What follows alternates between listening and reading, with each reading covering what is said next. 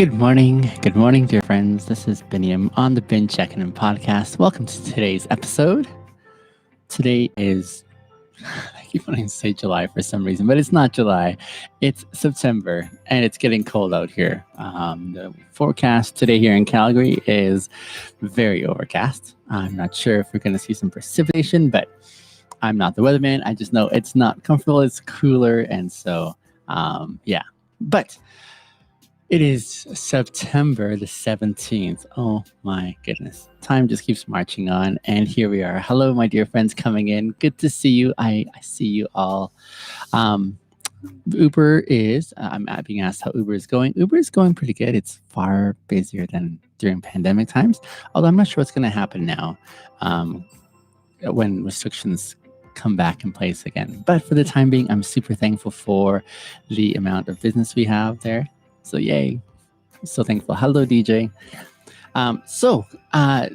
Been Checking In podcast, my opinion, episode number 55 today. This is the podcast where we take a deep dive into ourselves to do three things. One, grow an awareness of ourselves. Number two, show kindness to ourselves in the process of changing into a better version of ourselves. And three, pursue our happiness in the meantime by processing all the in-between emotions that usually are uncomfortable. These are three things that I am seeing and putting in my focus as I navigate through life. I am in my middle ages now, I guess you could say. Hard to believe for many. They're like, no way you're as old as you are. I'm as old as I am. And continues to shock people. But in the midst of it, I've learned some significant things along the way, some significant things which I value now tremendously, significant things which I desperately wish I had someone in my life like myself now who could have been able to take my hand and say, hey, come along. It's going to be okay. Come along. I've got some ideas of how you could process your way through this current season. It's not to say that my life is perfect right now. Not at all. No. I'm still fumbling my way forward, but I'm glad to have you fumble with me. And so today on our podcast, give me some life advice, says my dear friend Pratik. That's a very general question, my dear Pratik. I would love to encourage you. But let's say, based on my life experience, well, you've come to the right place. In this podcast, what we do is we go through some self-reflection questions on a daily basis every weekday, and we consider the merits of the question, why it's really important, and then I go ahead and answer it to give you a model of how I process my way through these kind of considerations. And then I encourage you guys to do the same in the meantime. Today's question we're answering is, what confrontations, if any, are you avoiding? What confrontations, if any, are you avoiding? Another great question. I'm looking forward to taking the deep dive. But before I do, those of you who were coming on the live stream yesterday waiting for our podcast, I do want to apologize. I was unavailable yesterday.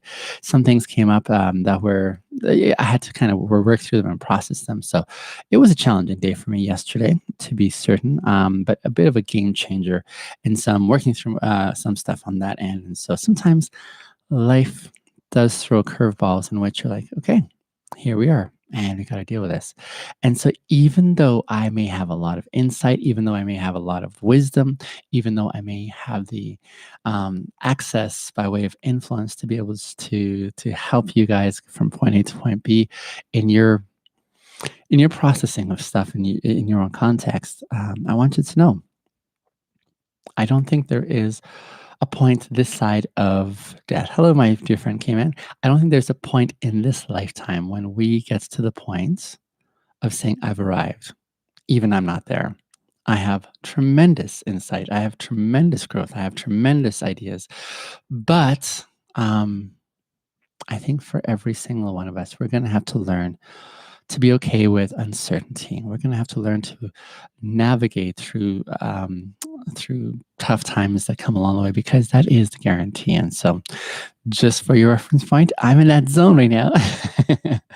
Sometimes things go really well, other times they don't. And in the midst of it all, the best thing that we can do is continue to strive, to continue to see those opportunities that we have. Because when you have opportunities, when you're seeing opportunities in the midst of challenges, it makes it a lot more bearable to navigate through those.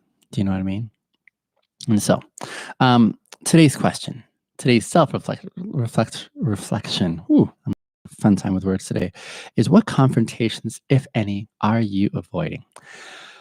Confrontations is one of those words that when people hear it, they're like, ooh, you just kind of do that. Ooh, who's on the hot seat here? Confrontation. It seems to have a negative connotation. Do you guys see the bird behind me? There's like a little bird on my patio sill, just walking back and forth. There it is. It's maybe going to make its comeback. Maybe not. It's just hanging out. Do you see it right there? There it is. A little magpie.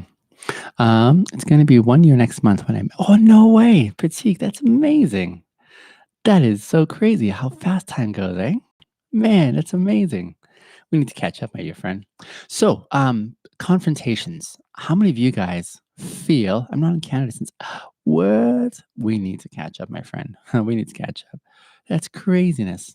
How many of you guys feel the same as me, whereby confrontations are when you hear the word, you feel like a negative sense internally. Is there anyone of you guys? Just go ahead and let me know in the comments. Been officially over a year since I started watching. Amazing, K-Man. You're one of my stalwart loyals, and I appreciate you immensely, my friend. Yeah, how many of you guys feel that sense of dread when you hear the word confrontation? It just kind of lands like a thud, right? Confrontation. There are some words that come along that we've been programmed, if not taught. This is negative when you hear it. For example, one of those words in my vocabulary that I often use is often considered as negative is the word selfish. And whenever I reflect on selfish, the word selfish, I contrast it now with selfless. And those two are antonyms. They kind of mean opposite things. Selfish is you're all about yourself. Selfless is like you're all about others, right? And that sounds like how most of us have experienced those words. And so a lifetime I've devoted to being selfless because that is more encouraged. That is highly encouraged. When you're selfless, you're a better person. And when you're selfish, you are not so great of a person. So that's what I grew up with, for example. And in growing up in that context of trying not to be selfish and trying to be more selfless, I became an amazing people pleaser, an amazing codependent. In that context, with no boundaries and no definitions and no margins or boundaries being implemented, I became one of those individuals that was really good at selflessly giving myself away to people. And then in the midst of selflessly giving my way to other people, I would I would lose myself, basically, right? I would lose frame of reference in what I needed. Here's that first piece on that first pillar on our podcast of being aware of myself. I did not know how to be aware of myself. I was very aware of other people. I could definitely read other people really well, but in reading other people and getting to know them really well, I didn't get to know myself. So I've shifted that narrative now and said, I want to be a more selfish person first and foremost. And that sounds terrible, right? When I say you want to be a selfish person instead of selfless person, that doesn't come across really well, does it? It comes across as if you're kind of like not concerned about the needs of others. You want to always prioritize yourself. You want to make sure that number one is looked after. And we're taught that that sounds terrible, but here I'm to tell you today that there are expressions of selfishness that are inappropriate and unhelpful. And oh, you guys are amazing. Tate, you're a great host. Thank you for being a host on my behalf here on the TikTok live stream. I appreciate you, buddy. Yes, so along those lines, for me, selfishness must be measured and tempered. There are expressions of selfishness that are unhelpful, that take more than they give back. Do you know what I'm saying? So I think it's really important to be selfish to the degree that it is self-care, the appropriate self-care that you need. Maybe you're not a people person like I am. Maybe you get so tired out being around people after like 5 minutes in a big crowd that you're like, oh man, self-care or selfishness means knowing that about yourself, you aren't going to give more than you have. Does that make sense? It's important that you look after yourself first before you try to extend yourself or overextend yourself in looking after other people as well. So that's a really important distinction I feel there is in your selfishness saying, here's what I need for myself so that I can, first of all, make sure I've got the energy, I've got the boundaries in place, I've got if we've got the important things that are going to serve me first and foremost, because when I have those, then I'm able to execute really well on helping others. And it's important to have a good balance. I totally agree with you, my dear. Absolutely. That balance is really integral. And in the absence of that balance, we sort of run ourselves dry. We sort of run ourselves thin, right? So that's an example, for example, that's for me an example of a word that is considered negative, selfish, and how I want to bring more merit back to that word and saying, no, there's appropriate expressions of selfishness.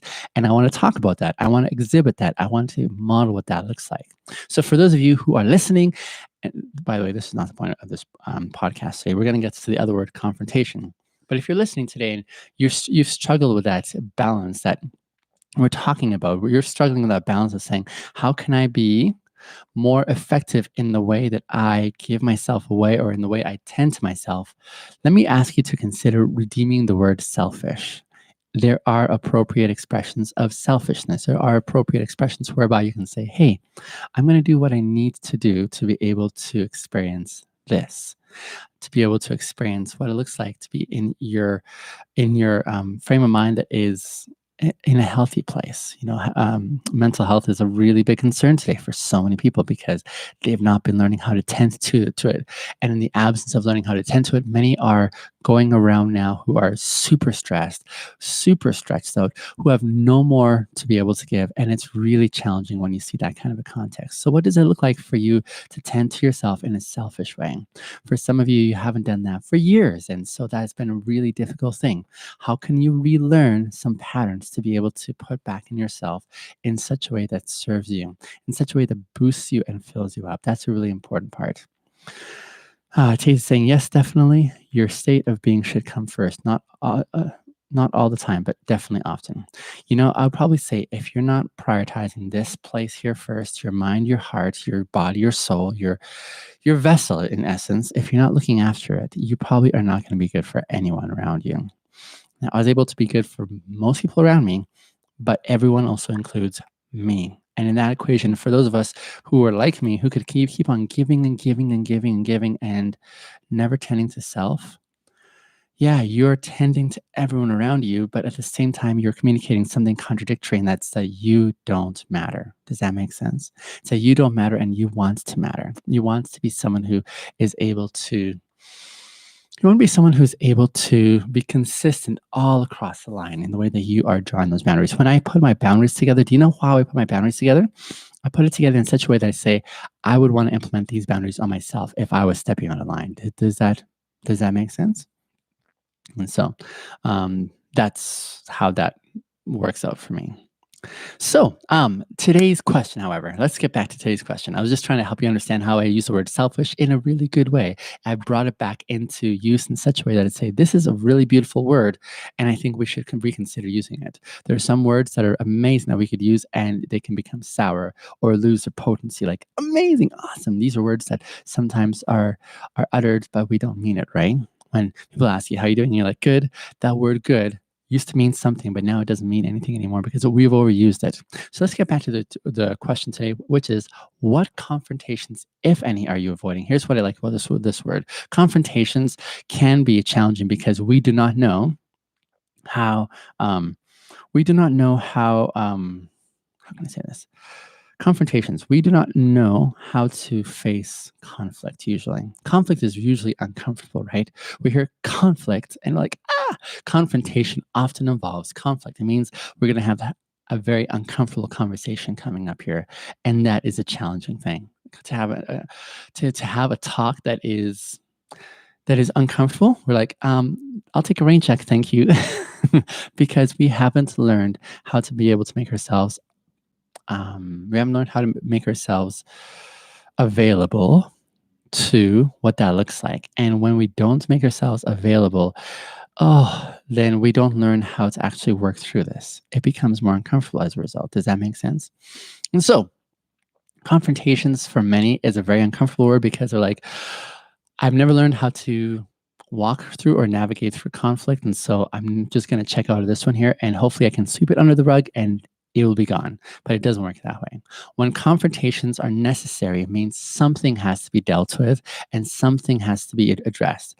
And that's something, whatever it is, it's an important thing to work your way through, to learn your way through. And for most of us, we've just said, ouch, it hurts. I'm not going to go there. My dear friend Brandon on here, Hmm. He's got an amazing story. I'm going to be doing a podcast, interviewing him with his amazing story here tomorrow. But I dare say he faces a lot of conflict as he tries to engage people with his message, his amazing message. And as he does so, the conflict that he has to face, he's had to get used to. It doesn't seem like he's one who is naturally inclined to like walk into zones of conflict, but he does it because he is so compelled by his message. Can I suggest? Confrontation, those conversations that are really difficult are so necessary because as we walk through them, what tends to happen is we come out stronger. We come out with a better context of relationships or a better context of boundaries that are implemented. In the absence of what working through conflict, what happens is we are walking on eggshells. We are walking in such a zone where we're like not feeling confident about who we are, where we're going, what we're about. And in that absence, we sort of rob ourselves of that power, that experience of walking through life intentionally. So confrontations, um, oh, gotcha. Your mom wants to be here soon. Got it, Brennan. We'll confirm later. So confrontation is one of those words that I want you guys, I want you guys to be, I guess, not intimidated by it, but to see it as opportunity. That's what I see when I see confrontations. Those conversations hesitate allow to us to learn a variety of things. Absolutely, they totally do. You're right. Now, I like this question also because it includes a clause in there. What confrontations, if any? Now, this is not to say that we should be going and looking for confrontations. We shouldn't be going and saying, oh, I'm going to go and find someone to have a conflict with and then have a confrontation and say, we need to have a talk. That's not what I'm saying. So if you don't have any confrontations on your radar that you need to tend to, then you can overlook this question for the time being until they come. But this question asks it very specifically saying, what confrontations, if any? It means if there's anything on your radar, what do we have to tend to? And how can we walk through it? How can we prepare ourselves to have the confidence because it takes guts to have these conversations to be able to say, hey, this is important for me to address. This is important for me to talk about. How can I extend myself this way? And communicating, that's the key word here, in communicating and connecting with someone in such a way whereby we can say, okay, I see you. I know you. I understand you. I value you. I want to be alongside you in a significant way in which you are able to grow. Does that make sense? And so that's why we do questions like this, for example, is so that I can help you see what that could look like. And the last part is what we usually do with confrontation. We avoid it, right? We try to like pretend it's not there. We try to sort of like look the other way and say, hopefully it'll go away, hopefully it'll melt away. And yet it doesn't. And the more we avoid it, the more we're not doing what we ought to do in attending to it. And so that's really important. So let's consider this question with me at the center of this question. And by all means, you guys, I would encourage you to think through this for yourselves. Share if you so feel comfortable doing so. But what confrontations, if any, are you avoiding? Well, once upon a time, I royally avoided confrontations. I was good at doing that. And I was good at pretending the things weren't there that really were there that needed to be addressed. And the way I was able to do that was because I denigrated myself. I made myself of less worth saying, that bothers me. I should talk to that person about this and clarify things. But I didn't do that because I wanted to avoid confrontation. And so what I did in that moment, the choice I made in that moment was Biniam doesn't matter. So Biniam's going to stay mum. He's going to stay silent. He's going to stay unseen in this. And there was a lack of integrity there in the sense that I was treating others well, but not myself. But at the very heart of it, was I really treating others well? Because I wasn't being honest with them, right? I wasn't being honest with them about the real feelings I was having, the real concerns that I wanted to address. And as a result, I moved into that zone whereby I said, yep, Biniam's checking out. Biniam's really not worthwhile in this equation. And so, for the sake of avoiding confrontations, I devalued myself and I lived with that sense of incompleteness, that sense that something had to be attended to and I didn't follow through. No more. For me now, I'm in a different zone. Now, when I see confrontation on the horizon, and again, for all of you who are coming in, thank you for being here. The question we're answering on this podcast today is, what confrontations, if any, are you avoiding? I don't see confrontations as a bad thing. For me today, I see confrontations as a beautiful gift that I'm going to give someone else. Now, confrontations, when we hear that word, it's usually because, when we hear that word and we fear it, we're usually thinking, this is uncomfortable. I want to walk away from this. I do not want to have that hard conversation. For me, confrontation is an expression of care for myself and care for someone else. My care for our connection together, my care for how we're treating one another, my care for saying, hey, I value you so much that I'd like to work through this thing so we can have this instead of this. So we can have, for those of you who are listening to the podcast, so we can have something that is going to meld well instead of like butting heads. That's why I don't think confrontation today is a bad word. For me, I've reworked the story on confrontation. I've reworked the narrative to be able to say that confrontation for me is a way that I want to say to someone, hey, I really care about you. I would like to have this conversation. It's not going to be easy, but we're going to come out the better for it. Whether we're together or whether we have clarified our boundaries and we just can't hang out anymore, whatever it is, this is going to be an expression of courtesy, an expression of self-care, an expression of love, an expression of saying, how can I tend to you in a really helpful way so we can move forward together? That is really important for me. Does that make sense? So that really helps me figure out how to spin this in a way now where there is confidence, because it takes confidence to have these conversations, to have confidence to walk into those zones and say, hey, let's have a conversation about this. Let's talk about this. This is really important to me. Can we apply ourselves to this discipline of working through something that is going to make us better in the aftermath? That is super important for me. Does that make sense to your friends? And so that's why confrontation for me is not a bad word. It's a good word, just like I've made jealousy and no, not jealousy, selfishness, an amazing word. We can talk about jealousy another day, but that's how I see it. And so I've had many confrontations, even in the last couple of years, especially with my closest of friends. Why is that? The closer we get in our friendship, the better we get to know each other, the more we're going to identify things that sometimes may bother us or sometimes may ruffle our feathers. And in those opportunities, how is it that we can extend ourselves a little further and say, hey, let's make sure that this friendship is going to go really well by tending to those frustrations, tending to those expressions that are really discouraging, or tending to those experiences that we want to make sure are honed in. And so, what does that look like for us as we apply ourselves to having those conversations that care for the connections that we value the most? Does that make sense? What confrontations, if any, are you avoiding? I don't avoid confrontations anymore. But here's how I work through them, just so you can see my MO, my mode of operation. When confrontation comes up, I will usually proceed giving this person as much courtesy and as much safety as they need to feel safe to have that conversation. If I'm the kind of person that lashes out at people and gets angry, that's not a really healthy and safe place for that person to have this confrontation to be resolved. Does that make sense? So the question would be, who are you and how well do you know yourself?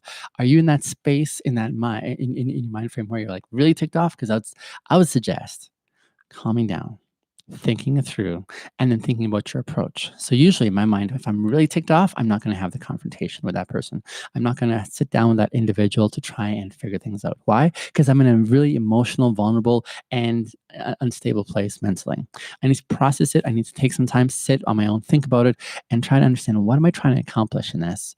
And how do I want to communicate with this person? I want to communicate with them in a way that's respectful. I want to communicate in a way that doesn't lash out at them or rip them apart or accuse them unnecessarily. So I want to get in that zone where I'm like, okay, I'm seeing that I'm really upset. I'm observing whatever feelings are going on. This is uncomfortable. I'm really ticked off. I'm angry, or I'm mad, or whatever.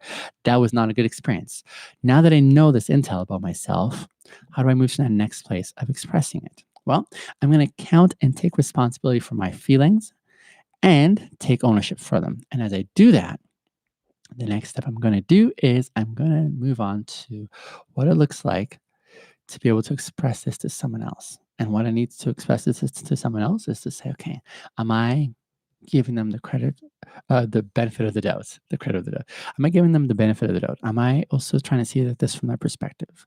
Am I able to understand and be aware of what they might have been feeling? Because there's two sides to this. I'm not trying to like bulldoze and say, hey, this is my way and this is my reality, so it has to be yours. No, I'm saying, here's what I was perceiving. Here's what it seemed like to me. I'm going to communicate that to them. What my perception was, not what my reality was. It's what my perception is, I would say. My perception was this. This is what I saw happening. Here's how I interpreted it. I could be wrong on this one here. Could you tell me your side? This is a really fair way of going forward. Do you see this conflict unfolding here? This conflict, in essence, is giving someone else space to be themselves. You're giving them the equal footing. You're coming to them and saying something was out of sync here, and I'd like to bring it back to recalibration. Here's what I was seeing on my end. Could you tell me what's happening on your end? I would like to understand it from your side so that we can compare and then come to a compromise about how we should move forward on this here. Does that make sense? So if someone said something really unkind about you to someone else and you heard it and you're like, oh, that didn't feel good, I'm going to need to confront that person because I care about my relationship with this person, but I don't know why they did what they did. I want to see us coming back together again, if that's your desire, or I want to clarify boundaries. Then you think about it. So you say, okay, I'm feeling sad. I'm feeling hurt. I'm feeling confused about why they did this. This is not good. I would like to understand from their perspective now why they did it so we can not have this experience again. You go to that individual and say, listen, I'd like to have a conversation with you about X, Y, or Z. Would you be willing to sit down with me so we can figure this out? Your approach is really important because when you're in your power to be able to communicate gently but forthrightly, you're making a safe space for that person. You're inviting them into this process. You're not demanding saying, you should sit down and then we're going to figure this out. No, give them as much in their control as possible and saying, hey, would you be willing to sit down with me on this one here? Can we figure out or sort what this looks like? Make it as conducive. If they're not interested, then that's when I would suggest making it a little bit wider of a circle. I suggest you go to them one-on-one if it's safe. Because sometimes you're talking to unsafe people, in which case you need to bring others along to help process this. If you're dealing with someone who is like a loose cannon, by all means, bring someone safe who is also going to keep confidence to help work through that. But if they're not going to listen to you, if they're not acknowledging if they're not acknowledging your desire to connect with them and figure this out, then bring one or two others that know both of you really well and who will be respected by both of you to help mediate that. But I would say, don't let this word scare you because it sounds negative. Confrontation is one of those scary words, but my intention in this podcast today was to encourage you to get to the point of saying, hey, it's not game over. It's not game over when you hear confrontation. It can actually be a tremendous opportunity. But that takes, first of all, you being aware of yourself, being kind to yourself, saying, hey, it's legitimate that I'm feeling these emotions. And then preparing yourself to reach out to this individual to have the confrontation as a way of caring for them, as a way of saying, I value you, I care for you, I want to see us in a good place, and whatever connection we have here, we have this conversation to clear the air. When you apply yourself to it, it's a beautiful gift that you're in essence giving to them, a beautiful gift that you're giving to them of saying, this isn't going to bring separation for us. This isn't going to bring down something that could be amazing for both of you guys in the way that you're able to grow to the next level. This is going to be something that communicates to them that you actually care and you're willing to have those hard conversations that could make your relationship a lot stronger and foundational. It could be one of those things that also communicates to them saying, hey, this is a worthwhile process, even though it takes work and it can be difficult. It's a worthwhile process because the after effect is that your heart, your mind, there's this balance that's restored. There's this place of we're in the right place at the right time. And this is a really good experience. It's these experiences that usher in happiness in the aftermath, perhaps tears. For me, it's always tears because I'm very emotional, very emotional. But along those lines, it really matters to me. It really matters to me how I make people feel, but only after I know how I make myself feel, because I'm taking ownership of my own stuff. I am walking through those doors that need to be walked. And I would suggest this is one of those things that makes you an amazing version of you. My dear friends, today is Friday. The weekend is just around the corner. I hope your Friday today is something fulfilling because you're deciding to take the steps, whatever those steps might be, and you get into that next version of being a better version of yourself. It's worthwhile when we apply ourselves in this way to saying, hey, how can I work on me in such a way that I like the me that I'm working on? That's what I'm working on a daily basis. And I want to invite you into that process too. This weekend is when most people look forward to plans and hanging out with friends, relaxing, all that kind of stuff, laughter, joy. But you see, these things are fleeting if you're not working on yourself first and foremost. And that's why I appreciate you spending time with me here today as we work on this element of becoming a better version of ourselves. I'm pretty confident in what I'm about and what I'm doing, and I want to share that gift with you guys. I hope I see you again on Monday for episode 56 of the Checkin In podcast. Have a fantastic weekend. Much love to you guys. Bye for now.